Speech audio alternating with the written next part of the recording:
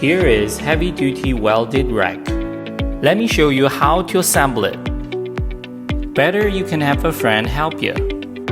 Okay, first we take out 2 uprights and 2 beams and attach the beams to the uprights.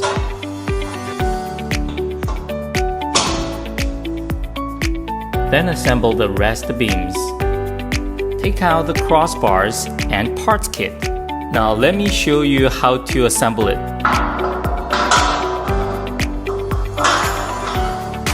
Insert the screw into the hole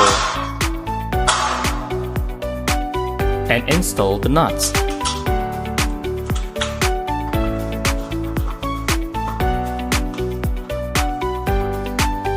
There are 3 crossbars in each layer.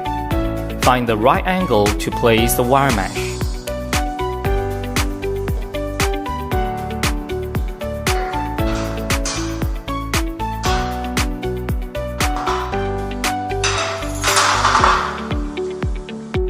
Remember to insert the safety pins into the holes